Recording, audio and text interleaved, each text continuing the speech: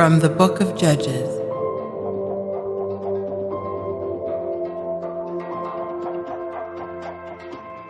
All Midian and Amalek and the Kedemites mustered and crossed over into the valley of Jezreel, where they encamped. The Spirit of the Lord enveloped Gideon. He blew the horn that summoned Abiezer to follow him. He sent messengers, too, throughout Manasseh, which also obeyed his summons. Through Asher, Zebulun, and Naphtali likewise, he sent messengers, and these tribes advanced to meet the others.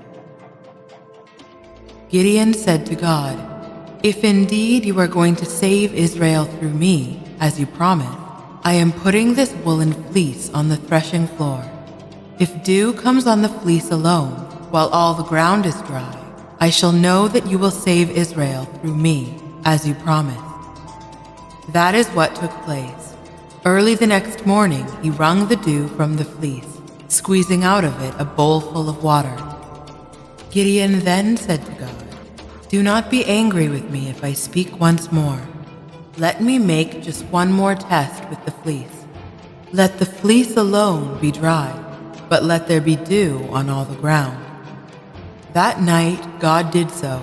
The fleece alone was dry, but there was dew on all the ground. Early the next morning, Jerubbaal, that is, Gideon, encamped by En-Hared with all his soldiers. The camp of Midian was in the valley north of Gibeath Hammorah. The Lord said to Gideon, "You have too many soldiers with you for me to deliver Midian into their power, lest Israel vaunt itself against me and say, 'My own power brought me the victory.'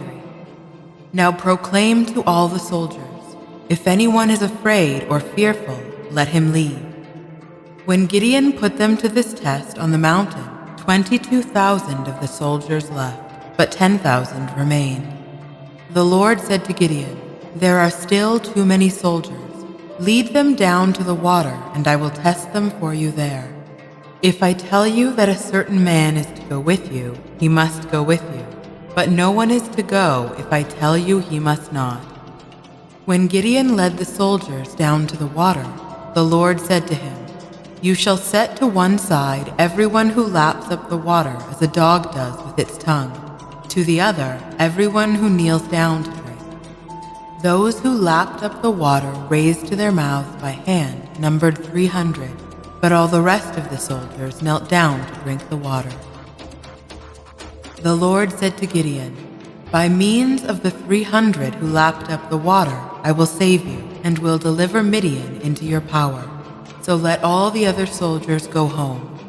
Their horns and such supplies as the soldiers had with them were taken up, and Gideon ordered the rest of the Israelites to their tents, but kept the 300 men. Now the camp of Midian was beneath him in the valley. He divided the 300 men into 3 companies, and provided them all with horns and with empty jars and torches inside the jars. "Watch me and follow my lead," he told them. "I shall go to the edge of the camp, and as I do, you must do also. When I and those with me blow horns, you too must blow horns all around the camp and cry out, 'For the Lord and for Gideon.'" So Gideon and the 100 men who were with him came to the edge of the camp at the beginning of the middle watch, just after the posting of the guards. They blew the horns and broke the jars they were holding. All 3 companies blew horns and broke their jars. They held the torches in their left hand, and in their right the horns they were blowing, and cried out, "A sword for the Lord and Gideon." They all remained standing in place around the camp, while the whole camp fell to running and shouting and fleeing.